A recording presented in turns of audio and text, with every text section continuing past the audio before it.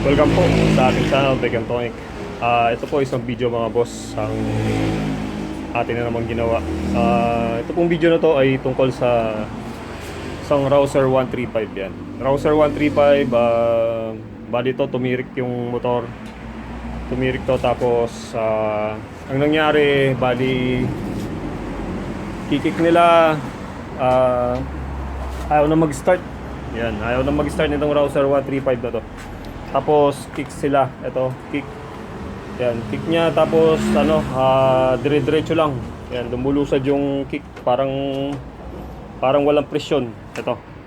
Kaya hindi nila mapaandar. Yan, inatak lang namin itong Rouser 135 na to. Yan. Yun po yung problema niya. Bali pag nag-kick tayo, dire-diretso lang siya tapos ayaw mag-start. Sobrang lambot po nung kick, walang presyon. Yan. Ayan po yung naging trouble niya. Ngayon, ito po yung naging solusyon niya mga boss. Itong motor na to, dati nang may trouble na clutch lining. Yan, clutch lining po yung trouble nito. Bali 2 years ginagamit siya, sumasablay na yung niya. May problema na sa clutch lining. Yan. Bali umabot pa naman siya ng 2 years. Ganun yung problema. Ayun, bali natuluyan siya, tumirik, hindi na umandar. Yun nga po, kick ka, wala ng presyon. Kaya yun, napilitan na tayo magbaklas. Yan, gumamit na tayo ng mga gamit. Yan yung ginamit natin. So, yung trouble po na palitan na natin.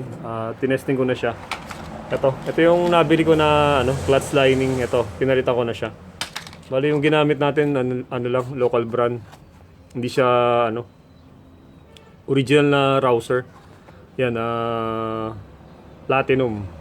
Ito mura lang nabili ko, mga lang yata to, mga 250 lang yata o 350. Yan, napakamura kasi yung original na umabot siya ng 850.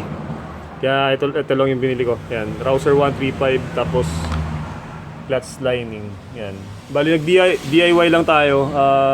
Hindi ko na pinakita yung nung binaklas ko mga boss. Kasi sa YouTube marami na nag-upload. Yan. Kaya ito bali kaalaman lang. Informasyon lang po para sa mga masisiraan ng Rouser din na dire-diretso lang yung kick. Yan. Lulusad yung kick nyo. Ito dire-diretso lang yung kick. Sobrang lambot nung kick pag sinipa nyo. Tapos ayaw nang mag-start. Yun. Ayun po yung naging problema niya. Ayaw nang mag-start. Ito, bumalik na yung niya, yung tigas nung kick pag sinipa natin. Ito, sisipain natin yan. Sinusi ko na siya. Yan, nakasusi. Sipain natin. Yan.